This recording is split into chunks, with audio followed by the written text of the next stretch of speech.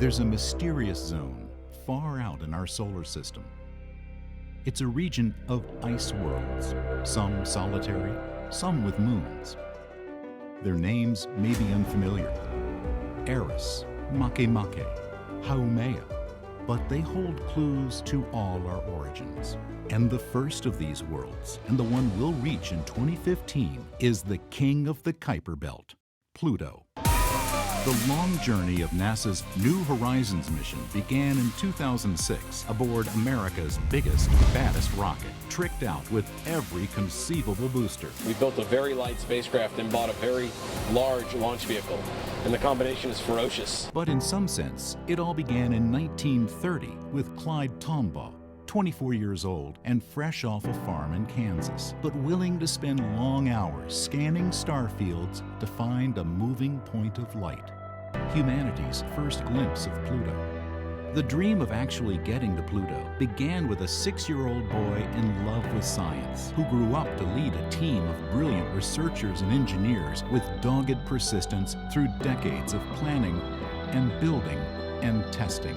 A race against time just to get to the launch pad. Exploring the outer solar system, because it's so far, takes a lot of time. It requires a lot of patience, a lot of dedication, a lot of perseverance, but it's the frontier. Assuming all goes well at Pluto, NASA may choose to extend the adventure further out into the Kuiper Belt, the solar system's mysterious third zone. This is maybe the one chance in my lifetime that we're going to get a spacecraft out there and look up close at one of these Kuiper Belt objects. December 6, 2014. We have an all wake up with the New Horizons spacecraft. New Horizons wakes up for the last time from hibernation. New Horizons is speeding towards Pluto at a phenomenal rate, and we can't wait for it to get there. January 27, 2015, 6 months of approach science begins. July 14, 2015, New Horizons' long journey, 3 billion miles, 9 years in flight, and 85 years of speculation about Pluto, climaxes in one day of close approach and flyby. You know, we're rounding third base and we're headed home. The dream, the adventure, the promise of discovery. That's what makes 2015 the year of Pluto.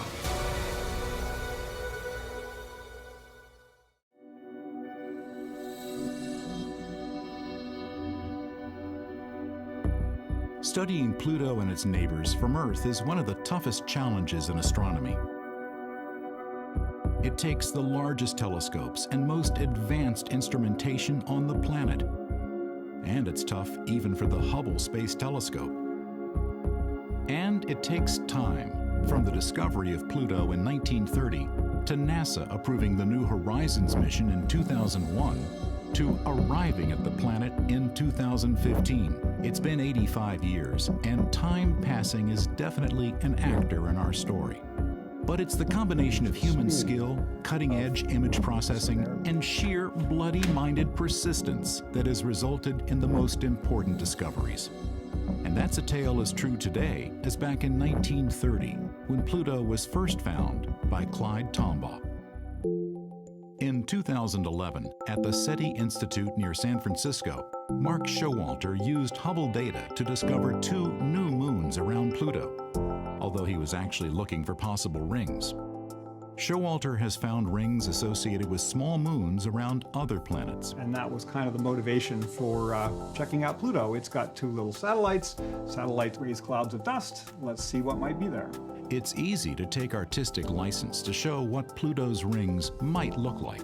In reality, it's incredibly hard to see faint objects against the dense background star field and the glare from Pluto and its large moon, Charon.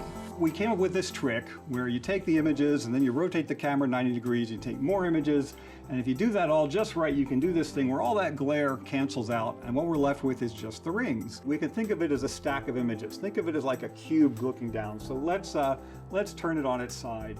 So now if we start peeling off the layers and looking downward through the stack, things suddenly become much, much cleaner. For example, Hydra and Nix show up very, very cleanly. But the thing that immediately caught my eye was this little dot.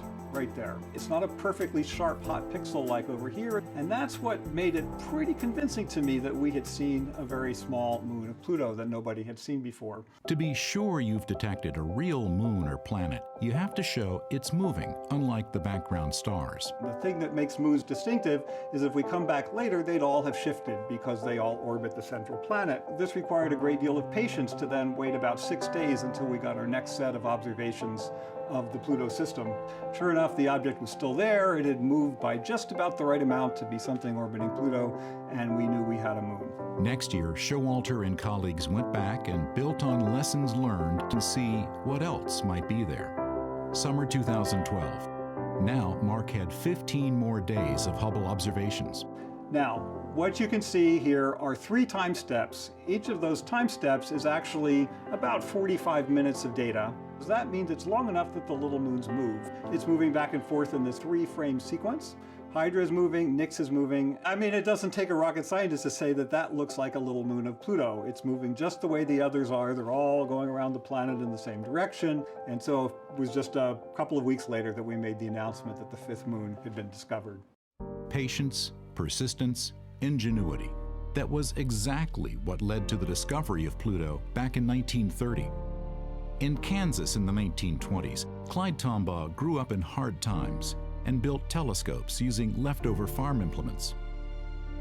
To check the accuracy of his best telescope, he sent drawings of Mars and Jupiter to the Lowell Observatory in Flagstaff, Arizona. They were looking for staff, and he was hired.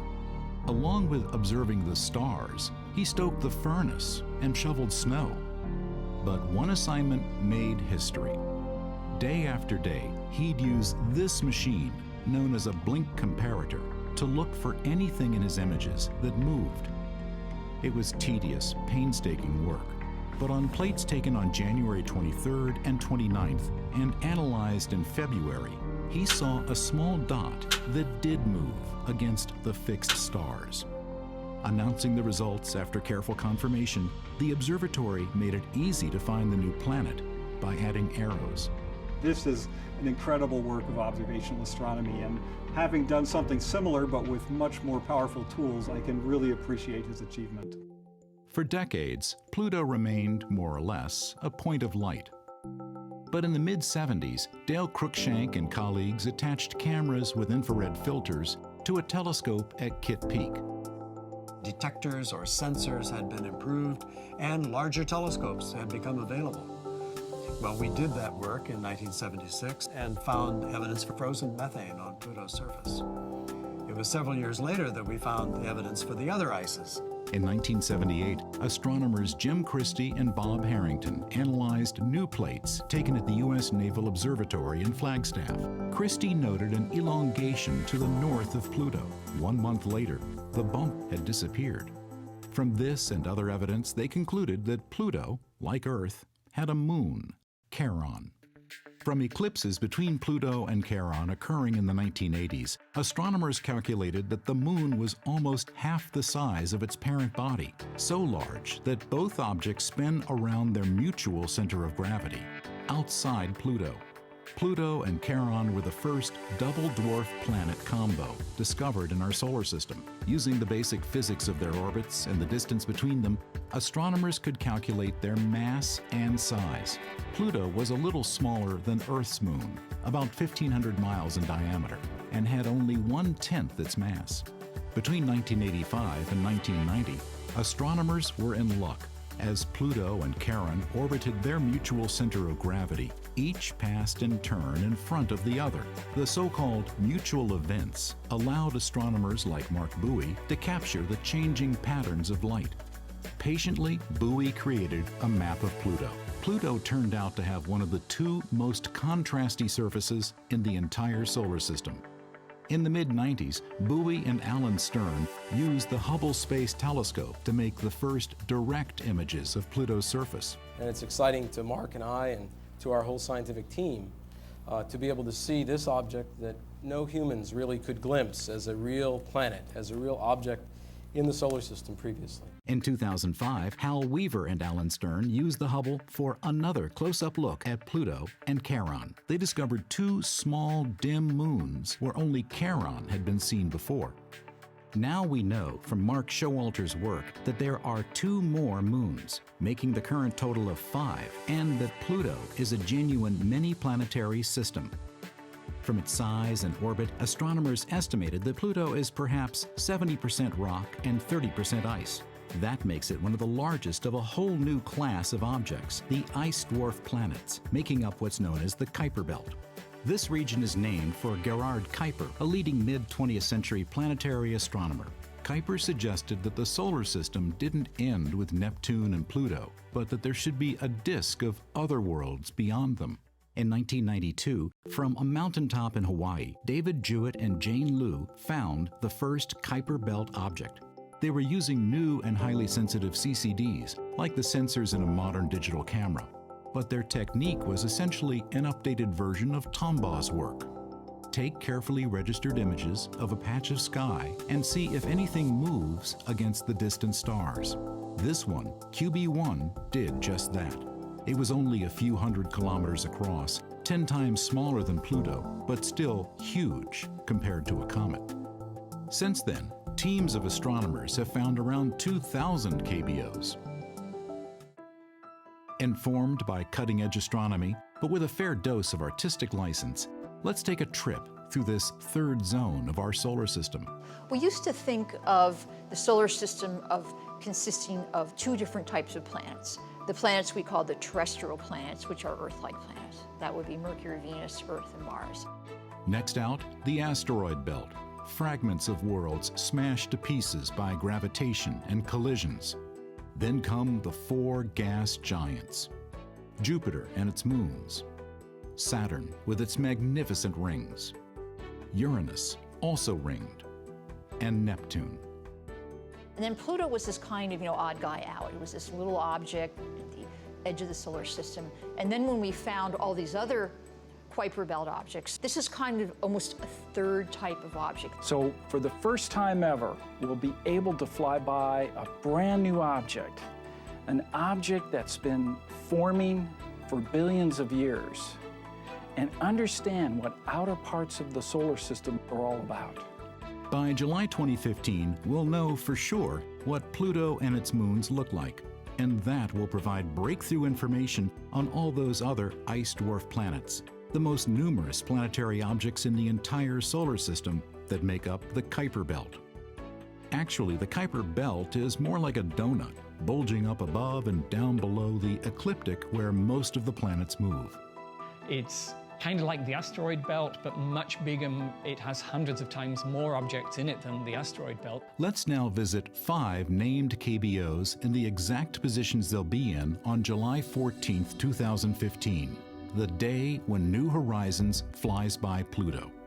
Quawa was one of the first Kuiper Belt objects discovered. It's about 1,000 kilometers in diameter, a reddish world, covered in water ice, methane, and ethane. And like many KBOs, it has a tiny moon of its own, Wayuut. Up above and down below the plane of the solar system, numerous KBOs have been flung about by Neptune's gravity. This region is known as the scattered disk. One of the largest of these KBOs, Eris, is close in size to Pluto and is made of rock and methane ice. Astronomers categorize KBOs by the tilt of their orbits relative to the plane of the solar system. And one of the more highly inclined orbits belongs to Makemake, named for a Hawaiian creation deity. Some of these have methane or water ice on their surfaces. Some of them just seem to be covered in some brownish gunk. There are gray objects out there. There are brown objects out there. There seem to be distinct populations. Some of them seem to be very spherical, and so they probably have warm interiors, and then others are peculiar shapes which suggest they're very cold and strong. Perhaps the most bizarre and unexpected KBO is Haumea, a KBO shaped like an American football, made of rock and ice. It's white with red splotches, and orbited by at least 2 moons. One of the strangest orbits of any KBO belongs to Sedna, discovered in 2003. Its orbit is the most eccentric of any KBO now known, bringing it as close as 76 AU to the Sun, but then carrying it outward to 936 times the Earth-Sun distance. Sedna's strange 11,000-year orbit seems to link it to an even vaster cloud of objects, ready for exploration by future generations. The Oort cloud is an immense icebox of long-period comets, from 10 to 100 times more distant than the Kuiper Belt, surrounding all the known worlds of our solar system. There's a real record of the early history of the solar system out there in cold storage at the edge of the solar system. This is what was left over. Pluto is the first member of that group. But to begin humanity's exploration of the Kuiper Belt, you first have to get to Pluto. And that means getting a mission approved, a spacecraft designed and built, and delivered to the launch pad on time. And none of that was easy.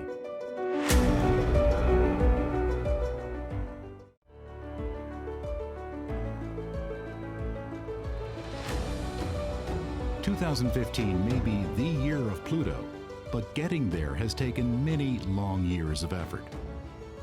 And for New Horizons, there's a date when things got started: 1989. It was the year when George Herbert Walker Bush became president and the Berlin Wall fell. Far from Earth, it was also the year when NASA's Voyager spacecraft flew by Neptune and returned the first images of its moon, Triton. Hairstyles of some New Horizons scientists were very different, but for them, May 5th, 1989 was a most important date. That's the day that I marched into the then Division Director for Planetary Science at NASA headquarters, Jeff Briggs, as a graduate student, and asked him why we aren't studying a mission to Pluto. And he responded, "Because no one's ever asked me before. That seems like a brilliant idea. Why don't we do that?" Space missions rely on hundreds, if not thousands of people, but sometimes it takes someone with passion and persistence to make things happen. And for New Horizons, that's Alan Stern. I was interested in this when I was a boy, so I've been somewhere between in the groove and stuck in a rut for 40 years. There'd been some thought about sending one of the twin Voyager spacecraft past Pluto to complete the exploration of the known solar system. But in the 70s, the scientific establishment wasn't convinced Pluto was all that interesting. Young grad students like Alan, Mark Bowie, and Fran Bagenal thought differently. Back in, about late 1989 or so, there was a bunch of us who were really keen to go to Pluto. And the thing that drew me to it the most was the fact that we knew so little. Here's the frontier. So it was a bit of an opportunity for young people to come in and say, hey, where are we going to go next? What's the next great frontier that we should go explore? And it was clear, out to the Kuiper Belt. Alan, Fran, Mark, and a small band of enthusiasts became known as the Pluto Underground. So we realized to make this happen, we had to get together and campaign hard to make the case to go there and explore this little planet with all its moons. All through the 90s, there were many competing plans for a Pluto mission, like the Pluto Fast Flyby, the Pluto Kuiper Express.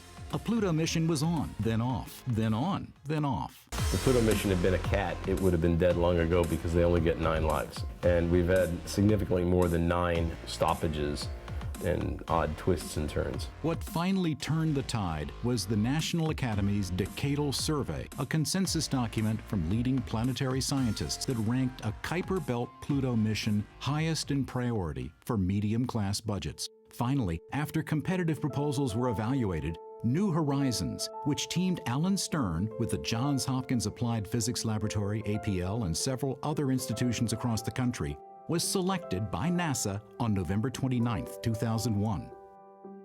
Now, plans on paper became metal in clean rooms. In 2004, lead scientist Alan Stern described the mission's key science objective. Well, you know, the key to planetary science is that you really have to go places to get the resolution, to get up close enough to really see what's going on. We want to get up close and personal. The very best resolution of current telescopes looking at Pluto would give this kind of fuzzy image of a much more familiar world. But here's what New Horizons would see if flying over New York City, lakes in Central Park, wharves on the Hudson River. New Horizons is the first really of a whole new breed of spacecraft that is focusing on a very specific task. For this first mission to Pluto, the questions are basic. What do Pluto and Charon look like? What are they made of? How do their atmospheres behave? We had to really be disciplined and say, we can't do everything. Let's focus on the primary questions and design the instruments to answer those primary questions. The long-range imager, LORRI, will be used for navigation approaching Pluto and close-up views during the flyby. The wide-angle camera, RALPH, has both visible light and infrared sensors to map Pluto and Charon and characterize their icy surfaces. There are 2 fields and particles detectors to probe the solar wind at Pluto. The large radio antenna is an essential communications device, but both REX and ALICE, an ultraviolet imaging spectrometer, are part of experiments to analyze Pluto's atmosphere. And there's the Venetia Burney Student Dust Counter, built by undergrads at UC Boulder, and honoring the schoolgirl who named Pluto back in 1930. Together, the 7 science instruments comprise the most powerful set of detectors ever sent on a first flyby of any world in our solar system. But their innovative and highly miniaturized design means that even when all are operating, they draw less power than half a 60-watt bulb, and they're intended to work together seamlessly. After building comes testing, but always with an eye on the clock and the calendar. It's very, very important that we launch in either 2006 or 2007. We have to make that deadline. If you want to fly to Pluto on the quickest route, you need Jupiter in position. And that means we have to launch in January of 2006. It feels a little bit like being strapped to a train going 500 miles an hour. The test program involves teams of engineers at Johns Hopkins APL and then at NASA's Goddard Space Flight Center. Once we launch this, we can't go after with a screwdriver. We can't go fix anything that isn't working. We make sure that we carry plenty of spare equipment on board the spacecraft. If our main computer breaks, we have a backup.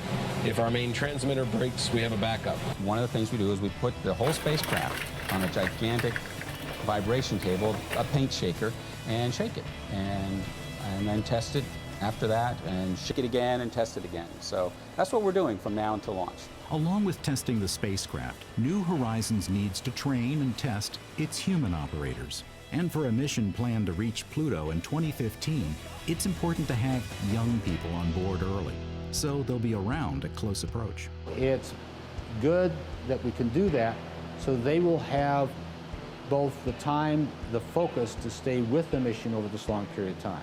Many of the faces you see around Mission Control in 2004 and 2005 are young and enthusiastic spacecraft engineers. Normally we're focused on subsystems and instruments in the spacecraft surviving that duration, but for people we have to have a longevity plan. They'd be committing the prime of their careers to this mission to Pluto, knowing they'd be a decade older when New Horizons reaches its primary target. The ability to practice things in those years far out there are all part of the planning now to assure mission success then. How old are you going to be? In 2015? I don't know, somewhere in my 40s. Oh, and you're a youngster. Yes. In late 2005, the action shifts to Cape Canaveral. New Horizons may be light and relatively small, but launching it to Pluto requires America's most powerful rocket, the Atlas V. New Horizons will be traveling so far from the sun that solar panels wouldn't be sufficient. So the Department of Energy delivered an RTG that would power the Pluto mission by turning heat from the radioactive decay of plutonium into electricity. Working round the clock, they arrive at Pad 41 before dawn. On behalf of NASA and the entire New Horizons team, Stern wanted to be the last to bid the spacecraft bon voyage before closing up the hatch. On January 19, 2006, after 17 years of planning, building, and testing, a picture-perfect launch that thrilled onlookers in Florida and the mission operations team back at Johns Hopkins in Maryland. We have ignition and liftoff of NASA's New Horizons spacecraft on a decade-long voyage to visit the planet Pluto and then beyond. Despite immense technical and timetable challenges, the mission had made its window and was on its way. New Horizons' velocity at launch was the fastest ever, traveling almost 60 times faster than a jetliner. In just 9 hours, it passed the orbit of the Moon. Apollo had taken almost 10 times that long. 1 year later, a slingshot gravity assist from the giant planet Jupiter provided another 2 kilometers per second boost, cutting travel time to Pluto by 3 full years. But this was more than just a jump in speed. The Jupiter flyby was a scientific dress rehearsal for Pluto. New Horizons instruments returned detailed images of Jupiter's clouds, moons, and rings. We got the night shine. Oh, wow, look at that. Then it was off across the empty ocean of space, with no new land in sight till Pluto in 2015. The spacecraft had been tested and passed with flying colors. Now it was time to test the humans and the ground systems. July 5th, 2013. It's day 1 of a 9-day encounter rehearsal. The main success criteria for this rehearsal is for the spacecraft to flawlessly perform its activities as if it were at Pluto, with everything the same, except that Pluto's not there. The dates in 2013 were carefully chosen so that Earth-received times would be identical to those for the real encounter in 2015. Mission managers wanted scientists and engineers to experience the stress of time-critical 24/7 operations expected for July 2015. We're flying by an object that is a huge distance from Earth, and we're trying to hit a box that's 100 by 150 kilometers wide. And that then leads into maneuver planning and trajectory control needed to thread that needle and hit that small box. It's way the heck out there. This rehearsal would actually be uploading commands to New Horizons to instruct the spacecraft to run through the exact same set of observations as in 2015. There definitely is an element of risk involved, but from one standpoint, if you didn't do any simulation with the real spacecraft at all, you could argue that could pose more risk because you don't want such a critical activity only being done once on flight. Those are all invaluable to get us ready and practiced for the one and only shot we'll have to explore the Pluto system. We've been waiting 12 years since we wrote the proposals to do this rehearsal. It's the last big step before we can do the encounter. We think that we are about 10 million miles out from Pluto and closing. But so far, so good. We're off to the races.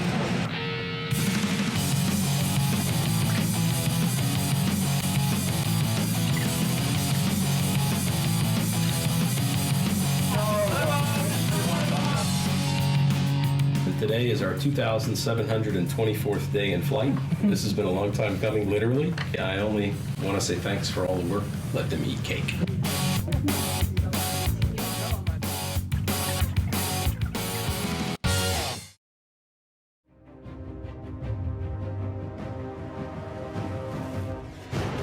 July 12th, 2013, standing in for July 14th, 2015.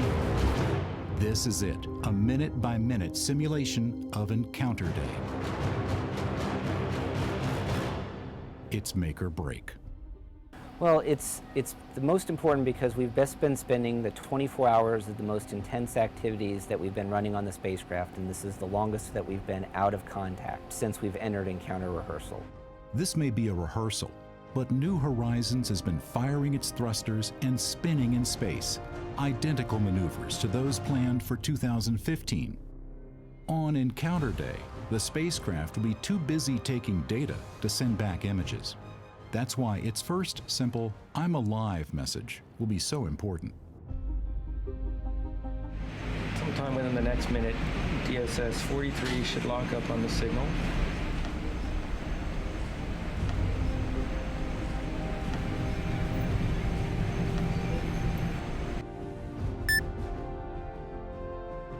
We're good. We're nominal. Spacecraft's nominal, and it looks like all the observations that we had planned between the last track and this track happened. So this gives us good confidence that at least the spacecraft has been performing all of those twists and turns that we've been anticipating it to over the last 7 days. I like to say that at the flyby, I don't want to be learning anything about the ground system or the spacecraft or the team. I want to be learning only about the Pluto system. No spacecraft has ever been to Pluto, nor will ever go back in our lifetime. Pluto is every child's favorite planet. You know, you ask anyone under the age of 6, and they're going to say Pluto. We don't exactly know what Pluto looks like, but it looks very exciting from the images we have from the Hubble Space Telescope so far. We really can't wait to get there and see what it actually looks like. So if anybody says that Pluto is boring or not important, no way. Before New Horizons arrives at Pluto, most everything we think we know about the planet and its moons is up for grabs. Virtually every place we've sent a spacecraft on a first reconnaissance mission like this, that we find out that our Earth-based notions were flat wrong. So I'll tell you what we expect, but before anything, what we expect is to be surprised. From the 1990s through today, Stern has been consistent in avoiding speculation. You get the same answer everybody's gotten from me for almost 20 years. I don't make predictions, except for one.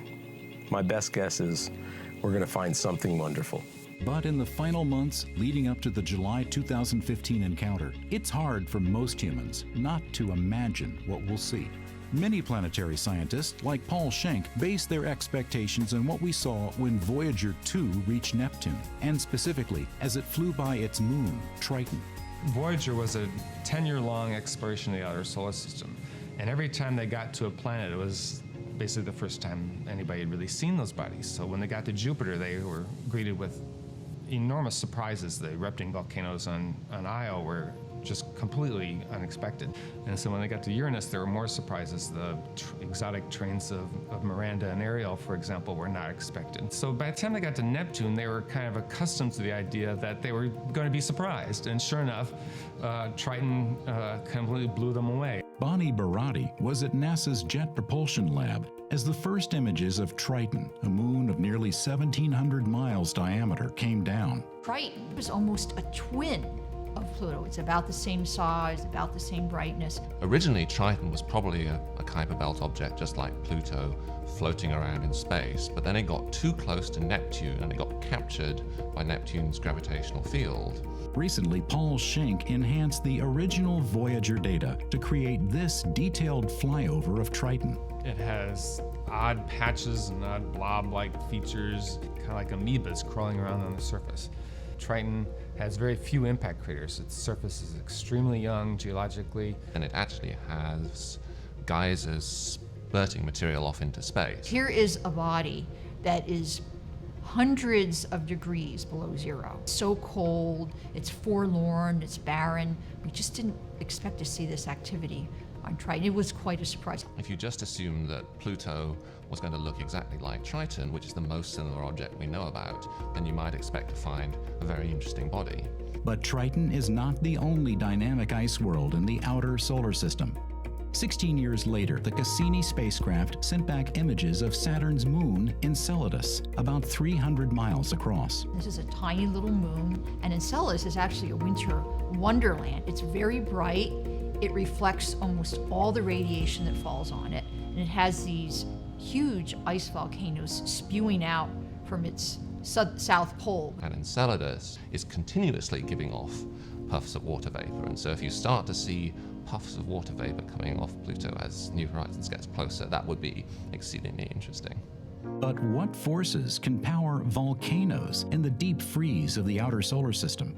Triton and Pluto are both balls of ice with presumably rock in the center, and so one of the sources of energy is radioactive decay inside the rock, which gives off heat, just like the Earth is heated. If you just let Pluto sit there and pump the heat out of the rocks, you generate enough energy to melt a couple of 100 kilometers worth of ice. It's still possible to have an ocean beneath a relatively thick ice shell. The ice shell might be 100 miles thick or so. Over billions of years, the ice shell gets thicker and thicker and thicker as Pluto cools, and as it does so, it squeezes the water underneath, and if you squeeze the water too much, then it may well actually create fractures and the water could jet out to the surface. When you're going out to the edge of the solar system, you kind of have to expect some surprises, and we're going to see them at Pluto as well.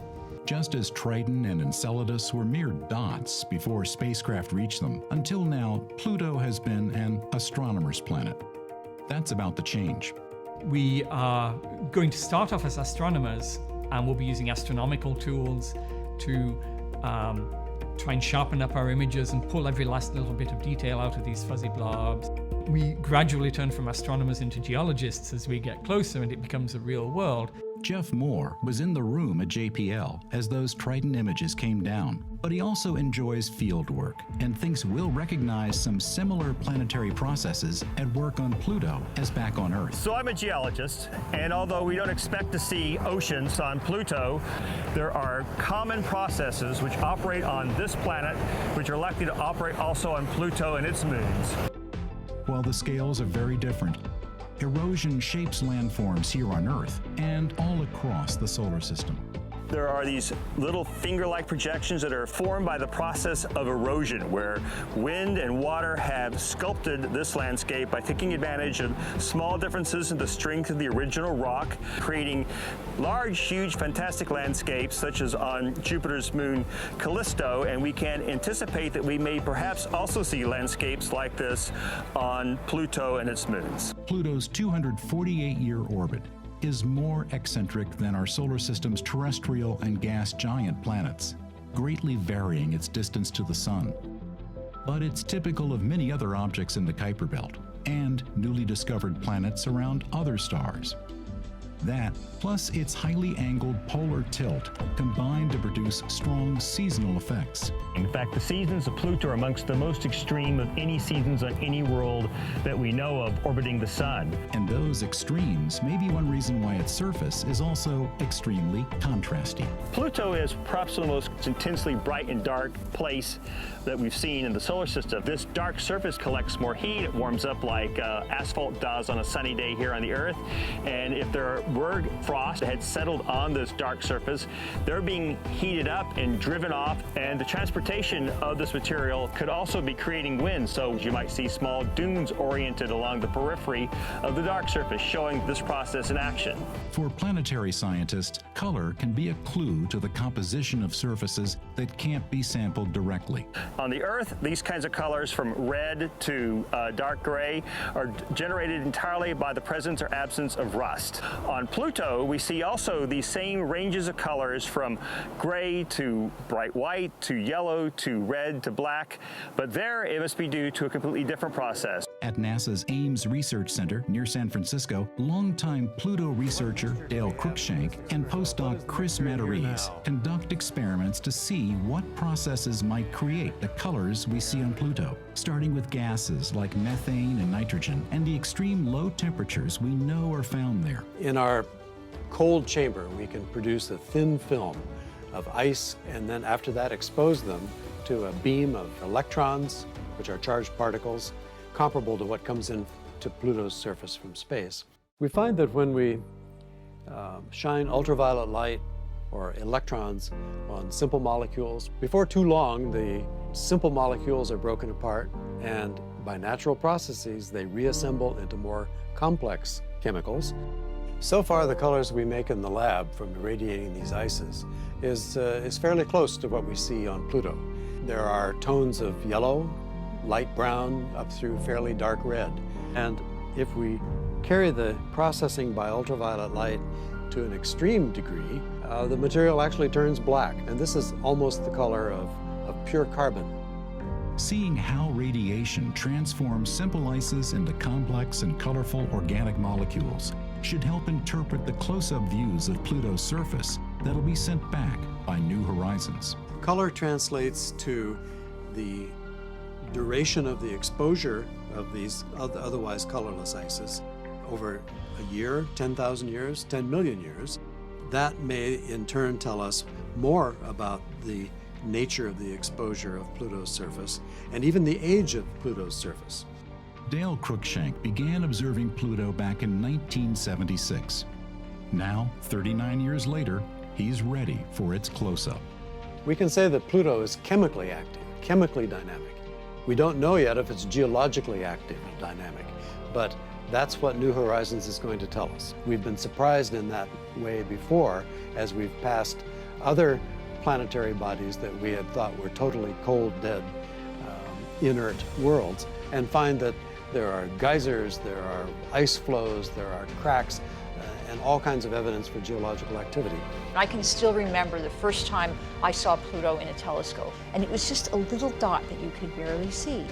It will be amazing that within a period of hours, it will be transformed from this tiny dot that I studied as an astronomer to this huge geologic world that will be able to see volcanoes and faults and ices and mountains and craters. I mean, it'll be truly an amazing experience to see it transformed. So, from sophisticated lab experiments, from exploring other worlds, and from applying insights from terrestrial processes, what should we expect when we get to Pluto in July 2015? But the only thing that would surprise me would be if we turned out not to be surprised. But enjoying the scientific surprises to come means avoiding dangers on the last few million miles to Pluto. That's next.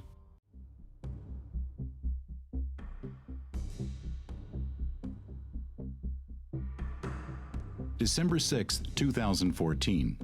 In Mission Control, Alice Bowman and her team wait to get confirmation that New Horizons has exited what's called hibernation.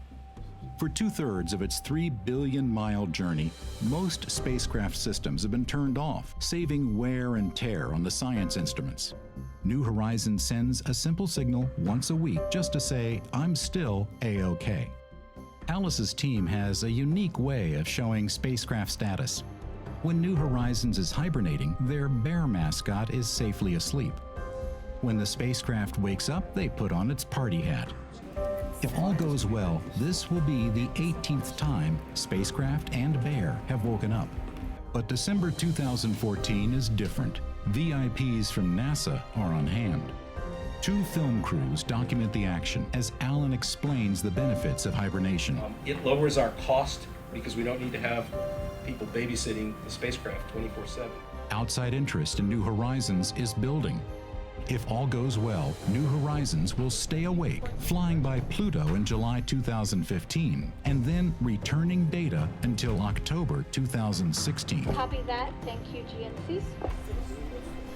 Tonight, data trickles in, and Alice has to wait to be certain New Horizons is fully awake.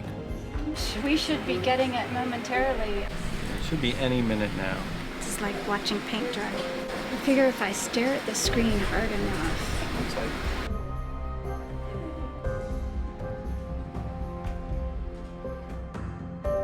And packet 5 just came in. Here we go.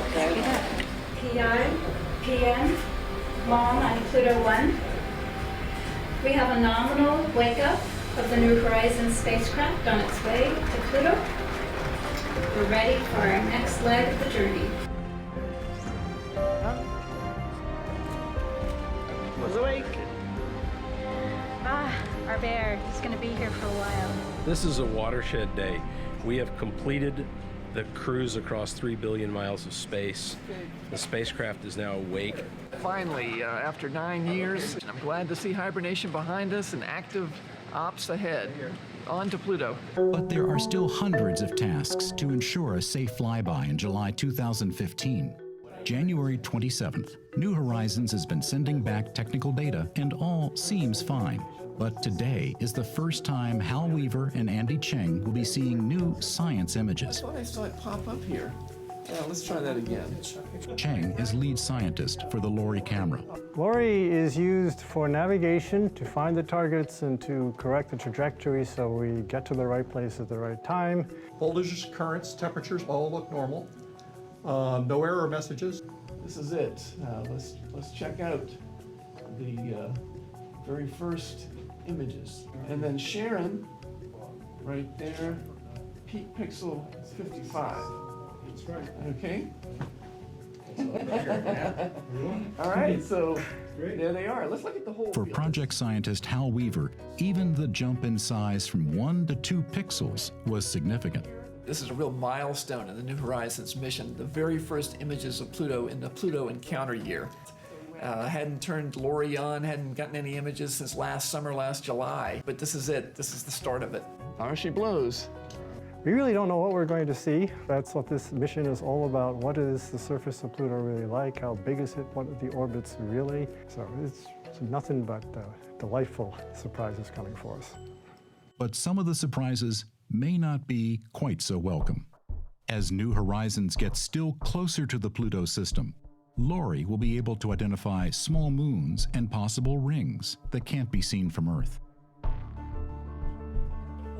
John Spencer is leading the UHAZ campaign. UHAZ stands for Unknown Hazards. We may find new moons or even rings around Pluto, and if we see anything like that, we're going to want to determine whether it poses a threat to the spacecraft, because if it does, if there's debris that we might run into that might damage or kill the spacecraft, then we want to evaluate that hazard and determine whether we should take any evasive action. To find out just how vulnerable New Horizons might be to even tiny dust particles, the mission sent samples of spacecraft components to the White Sands test range. Technicians at White Sands set up gun tests to assess how vulnerable New Horizons' outer covers and cables might be. We went to 2 facilities that could shoot things into parts, models of the spacecraft. While the results might look dangerous, the mission has options to take evasive action.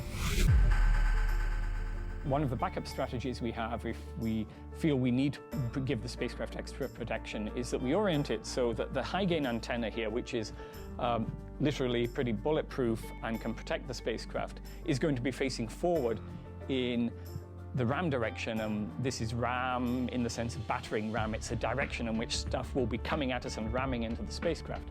And if that is facing forward, then any dust particles that hit the spacecraft are most likely to hit that antenna where they won't cause us problems, and only a small part of the spacecraft around the edges is going to be exposed to those particles. That would protect the guts of the spacecraft, but limit the pointing of the cameras. The cameras are fixed to the spacecraft, so if the spacecraft has to point in one direction, the cameras can only point in a limited range of directions. This limits the amount of times we can photograph the system as we go past, because we can only photograph objects when they're just in the right angle that we can look at them while protecting the spacecraft with the main antenna. Another option is to take different trajectories through the Pluto system. That's called the Shabbat play. Shabbat is the best acronym in the space business. It stands for Safe Haven by Other Trajectory.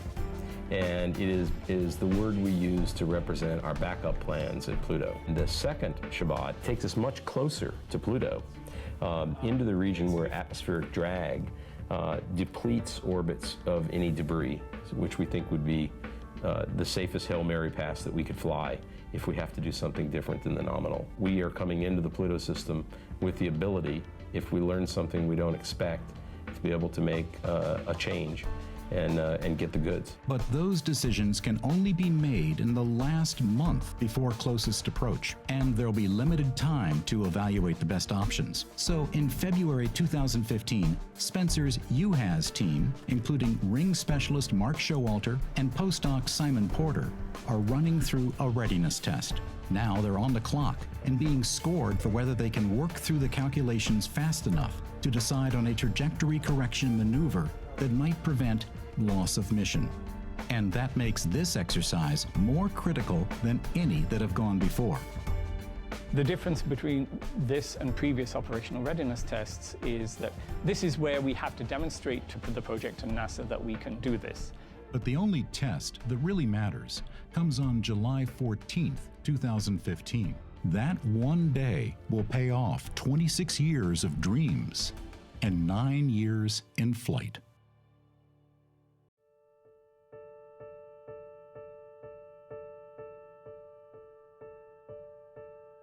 For the science team, the Year of Pluto began with another meeting to review the latest data on the Pluto system and to hear updates on how the spacecraft was performing.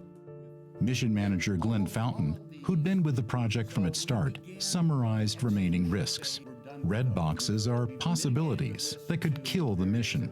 But now, in 2015, there are more and more green boxes, risks that have been minimized. Something that we haven't thought of still might happen, but I'm confident that whatever happens, whatever fate throws at us, this team will be able to resolve it, and we'll go on to get wonderful data when we get to Pluto. We have a fantastically talented team of people who have worked very hard, and we've tested the sequences inside and out. And while there are always unknown unknowns, I'm very confident and really looking forward to the curtain rising. Along with mind-bending technical details, there also was a sense of history in the making. To document the long years of effort to get this close to Pluto, the mission recreated a team photograph taken in 2004. As Glenn, Alan, and Alice had carefully planned back then, many of the scientists and engineers were still actively engaged in New Horizons and looking forward to July 2015. We have worked hard to get a coherent team, because if you don't have a good team to operate the spacecraft, to do the planning, you will fail. And so we worked a plan early in the mission to have younger people with the right amount of experience to be on the mission. And it's just like watching your kids grow. It's like all of a sudden, where did the time go? You know, they are older, they're more mature, and they're now the very experienced veterans. But the hard work of mission planning was by no means over, even this close to Encounter Day. While exploring Pluto in 2015 is exciting in itself, New Horizons was recommended in part as a mission that might continue on, farther out into the Kuiper Belt. That takes identifying potential targets now for a still more distant flyby, should NASA approve an extended mission. This challenging task was assigned to John Spencer, Mark Bowie, and a team of young postdocs. And like everything else about this mission, it wasn't easy. Bowie and John Spencer had been using Earth's largest telescopes in Hawaii and Chile, but even Earth's best couldn't crack this task. But the basic problem is the Earth's atmosphere is just a mess at these scales. There's a limit, and that's what we've been beating our heads against. Now with time running out, we had to turn to Hubble. And so we sort of, not so jokingly, talk about Hubble to the rescue. Without Hubble, we would not have these objects. Mark and his young collaborators came up with innovative search techniques using custom software. What that does is makes the stars smear out and makes the Kuiper Belt objects hold still. It's been a lot of work, but to do something as exciting as this has been just so much fun. I've been plugging through the data today because it's fresh data, and I just really, really wanted to know what the answer was. Well, we would have been in big trouble if we didn't find the KBO in time. So there was this pressure, but honestly, we had the best people in the world working on the problem, and we did it. And we just do the math, write the software, crunch the pixels, and then I create this graphic, and from that point on, it's what I call wetware. It's what you got in your head. In reality, KBOs are moving against the fixed stars. Mark came up with a way of making them more obvious by flipping that around and making the stars appear to move, and any KBOs stand still. Right in the middle, there's something that's just holding dead constant. And that's the Kuiper Belt object. You can't argue with that. It was a high-tech variant of the approach that had been instrumental in exploring the Pluto system right from the start. But at the core, it's a technique that hasn't really changed since Tombaugh's day. You have two pictures of the sky taken at different times, and you're looking for the stuff that moves. As soon as you see something real, there is absolutely no question about it. As soon as it flashes on the screen in just a millisecond, there it is, it's real, and you know, I've found another Kuiper Belt object. But finding a KBO is only half the battle. Is it located where New Horizons can reach it with available fuel? Once you have the orbit, and we know where the spacecraft is and where it's going to be, We can figure out how much fuel the spacecraft is going to need to use to get to these objects. With more Hubble time, New Horizons got a pleasant surprise. It looked like we might actually have to burn the engines to miss the object, which was a pretty exciting concept. You know, it's a good thing we looked, because you wouldn't want to run into one of these things. These cold classicals, they're pretty much as they were 4.5 billion years ago. They're little fossils. That's incredible. We have no idea what they're going to look like. So with potential targets found at last, it was on to Pluto. I'm feeling pretty exhilarated at this point. You know, you're at the top of the roller coaster, you're about to go down that dizzying, thrilling ride into the system. Just seeing Pluto there getting bigger and bigger, it gives me goosebumps. Today, we're only a few months away from the encounter. We're less than an astronomical unit, the distance between the Earth and the Sun, that distance away from this fascinating object.